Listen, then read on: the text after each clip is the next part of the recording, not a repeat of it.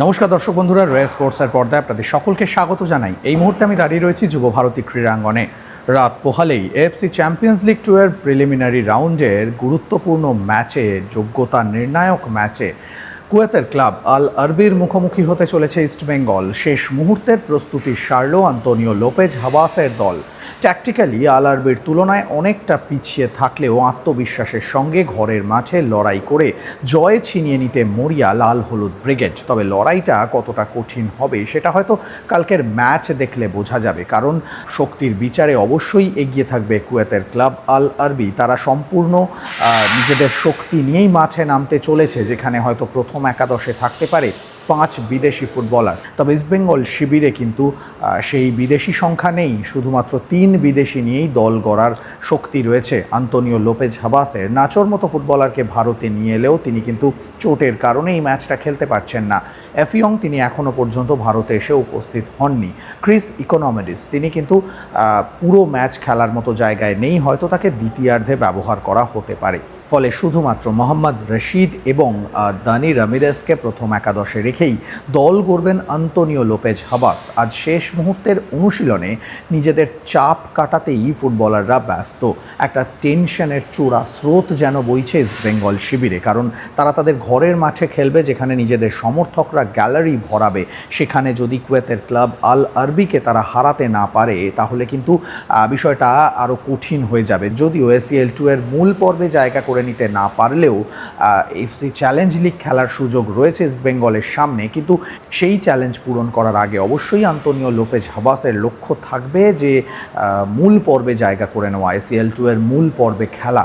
কালকের ম্যাচে প্রথম একাদশ কেমন হবে সেই নিয়ে কিন্তু আমাদের প্রতিবেদন ভিডিও আগেই গেছে, তবে তাও যদি মোটামুটি একটা বিশ্লেষণ করা যায় আজকের অনুশীলন দেখে যেটা বোঝা গেল, স্টপারে অবশ্যই আনোয়ার আলীর সঙ্গে শুরু করবেন সন্দীপ মান্ডি। লেফট ব্যাকে সম্ভবত যেটা দেখা যেতে চলেছে জয় গুপ্তাকে, এবং রাইট ব্যাকে হার্দিক ভাটকে দেখা যাবে। ফলে আনোয়ার আলী কিন্তু একমাত্র অভিজ্ঞ ফুটবলারের নাম, এবং তার উপরেই আন্তোনিও লোপেজ হাবাস ভরসা রাখছেন। ফলে বিদেশি ডিফেন্ডার ছাড়াই কিন্তু ইস্টবেঙ্গল এই ম্যাচটায় মাঠে নামছে, যেটা সবথেকে বড় চিন্তার বিষয় আন্তোনিও লোপেজ হাবাসের জন্য। কারণ উল্টো দিকের দলটা আল আরবি তারা কিন্তু 3 ডিফেন্সে খেলে, অর্থাৎ তারা অ্যাটাক অ্যাটাক অ্যান্ড অ্যাটাক, এই মন্ত্রেই কালকে যুব ভারতীতে মাঠে নামবে। ফলে আনোয়ার আলী এবং সন্দীপ মান্ডি কুয়েতের এই ক্লাবটার আক্রমণ কতটা রুখে দিতে পারবে সেটা কালকে বোঝা যাবে। মাঝমাঠে অবশ্যই মোহাম্মদ রশিদের পাশে জিকসান সিং। এই মোহাম্মদ রশিদের ওপর আলাদা দায়িত্ব থাকবে, কারণ তিনি এই দলের অত্যন্ত গুরুত্বপূর্ণ একজন ফুটবলার। 2 উইংয়ে দেখা যেতে চলেছে, বাঁদিকে বিপিন সিং অবশ্যই, এবং ডান দিকে দেখা যেতে চলেছে কিন্তু এডমন্ডকে।